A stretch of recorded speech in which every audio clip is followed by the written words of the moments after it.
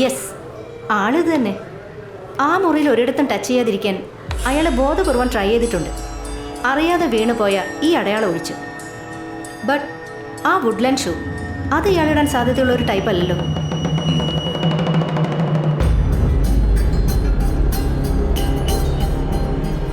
അതെ, അയാളെ അറിയോ? ഏയ് ഇല്ല. 500 രൂപ. എന്തെങ്കിലും ഫൈൻഡിങ്സ് ഉണ്ടായാലും വിളിക്കാം. പോലീസുകാരെ കുറിച്ച് താൻ എന്താണ് വിചാരിച്ചേ? എന്താടോ ഇയാളെനിക്ക് കൈക്കൂലി തരുന്നു സാറേ? ഇല്ല സാർ. അയാള് സന്തോഷത്തോടുകൂടി തരാണെങ്കിൽ വാങ്ങടോ. വാങ്ങടോ. അല്ല, എന്താ കേസ്? അത് പിന്നെ സാറേ, ഇയാൾ യൂബർ വിളിച്ചു. അതിനകത്ത് 19,000 രൂപ വിലയുള്ള എന്തോ മരുന്ന് മറന്നു വെച്ചെന്ന്. ഊബറുകാരെ വിളിച്ചു വെച്ചില്ലേ? അവർക്ക് അറിയില്ലെന്നാ പറയുന്നത്. സാറേ, അവനോടൊക്കെ മര്യാദയ്ക്ക് ചോദിച്ചാൽ പറയില്ല സാറേ. പിടിച്ച് 4 പിട പടയ്ക്കണം, എന്നാലേ സത്യം പറയൂ. താൻ പറയുമ്പോ കയറിയടിക്കാൻ പോലീസുകാരെന്താടോ? ഗുണ്ടകളോ? എന്തായിരുന്നു മരുന്ന്? എന്തായിരുന്നടോ മരുന്ന്? വയാഗ്ര സാറേ. അത് ഒറിജിനൽ സാധനമായിരുന്നു, അതുകൊണ്ട് അയാൾ ബാഗ് തിരിച്ചു തരാത്ത. താൻ തന്നെ അന്വേഷിച്ച് കണ്ടുപിടിച്ച് കൊടുക്കുക. അല്ല, ഇത് വേണ്ടല്ലോ അല്ലേ സാർ?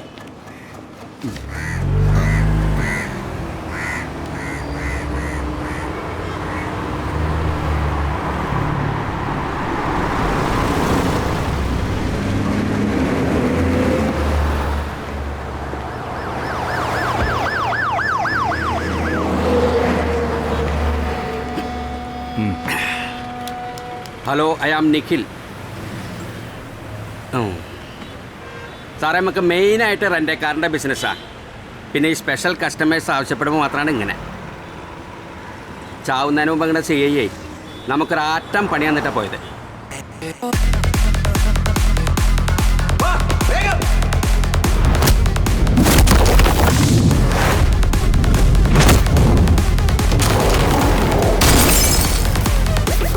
അന്ന് ആ പിള്ളേരെന്ന് പിടിച്ചതേ പ്യുവർ കൊക്കൈനാ.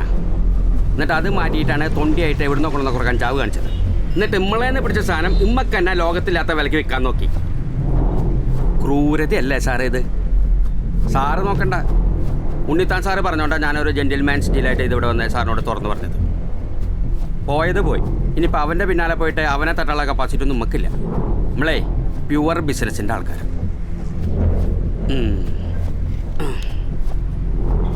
എന്നാ ശരി സാറേ, നമ്മൾ തിരക്കണം. ഒരു കാറും അവൻ്റെ ഒരു ജെന്റിൽമാൻ ഡീല് ഇവനൊക്കെ പിടിച്ചിട്ട് ലോകവിലായിട്ട് 2 ഇടിയിടിക്കണം. ഓ, അതായിപ്പം തനിക്കറിയേണ്ട കാര്യം ഇവിടെ വെച്ചായതുകൊണ്ട് അറിഞ്ഞു ഇല്ലേ? കോടതിയും വക്കീലും മുൻകൂർ ജാമ്യമായിട്ട് 10-15 ദിവസം അങ്ങ് പോയി കിട്ടിയത്. തന്നെപ്പോലുള്ള കേമം പോലീസുകാരന്മാരെ ഒരു കാര്യം മനസ്സിലാക്കണം. എന്നെപ്പോലുള്ള കുറച്ച് ഉണ്ണാക്കന്മാർ കാലങ്ങളായി ഈ ബാഡ് കോപ്പ് വേഷം കെടുത്തോണ്ടാ ഇത്തരം കുഴപ്പക്കാരോട്ട് പോലീസിന് ഒരു പാലോടാൻ പറ്റുന്നത്. അല്ലാതെ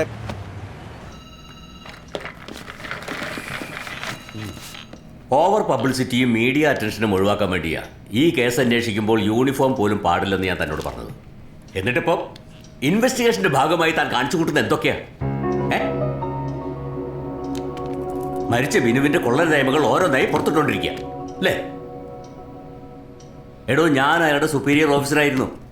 ഇതെന്നെ എങ്ങനെ ബാധിക്കുമെന്ന് താൻ മനസ്സിലാക്കിയിട്ടുണ്ടോ? നമ്മുടെ ഡിപ്പാർട്ട്മെന്റ് എങ്ങനെ ബാധിക്കുമെന്ന് താൻ മനസ്സിലാക്കിയിട്ടുണ്ടോ? സാർ, അത് ഡിപ്പാർട്ട്മെന്റ്. താനിങ്ങനെ കാടടച്ച് വെടിവെക്കാതെ ഇമ്മീഡിയറ്റ്ലി ആ തമിഴൻ ആറോട് പക്കണം. എടോ, അന്ന് അയാൾ അവിടെ കയറി എന്നതിനുള്ള എവിഡൻസ് നമ്മുടെ കയ്യിലുണ്ട്. അയാളെ കൊല്ലാനുള്ള മതിയായ മോട്ടീവ് ആറൂനുണ്ട്. അയാളുടെ വൈഫ് തന്നെ കോടതിയിൽ വിറ്റ്നസ് പറയും. പിന്നെന്താ? അവനെ ചാർജ് ചെയ്ത് ഒരാഴ്ചയ്ക്കുള്ളിൽ ക്ലീനായി കേസ് ക്ലോസ് ചെയ്യണം. കേട്ടല്ലോ?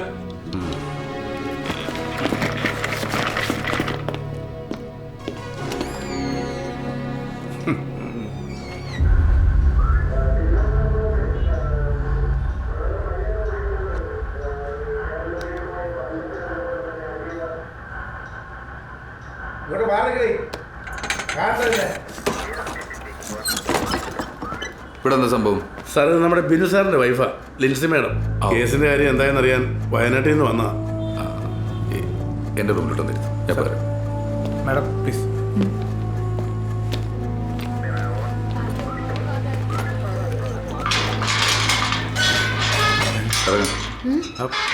ഇറങ്ങാൻ. നീ പൊക്കോ. അല്ല സാറേ, പിന്നെ ഇവിടെ കൊടുത്തിരിക്കുന്ന അഡ്രസ്സിൽ തന്നെ കാണണം. വിളിക്കുമ്പോൾ ഒന്നോളണം. പൊക്കോ.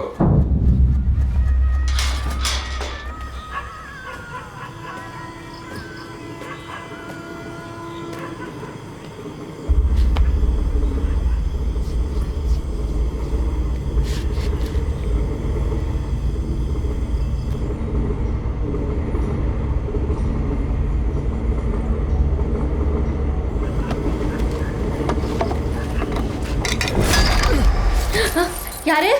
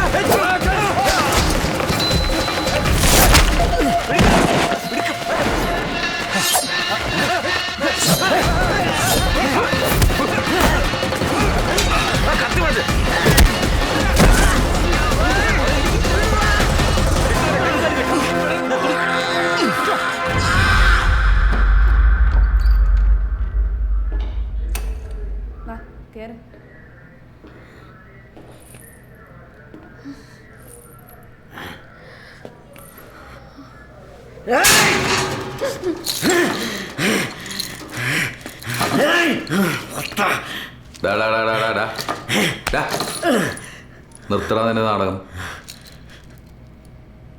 CI ബിനു അലക്സിന്റെ റൂമിൽ നിന്ന് നിന്റെ ഫിംഗർ പ്രിന്റ് കിട്ടിയിട്ടുണ്ട്. നിന്റെ പെണ്ണുമ്പുള്ളിക്ക് ക്രൈം സീനിൽ നിന്ന് കിട്ടിയതാ. അതുകൊണ്ട് എന്തിനാ ഏതിനാ എങ്ങനാ എന്ന് പറഞ്ഞാൽ മതി.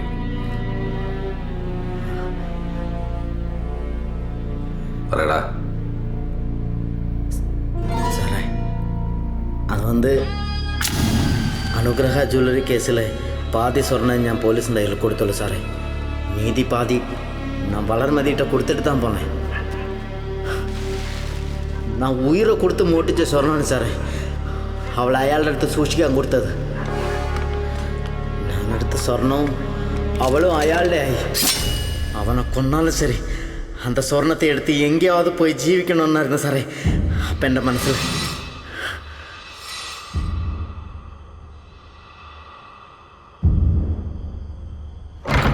நான் உள்ளே போய் பார்க்கும்போது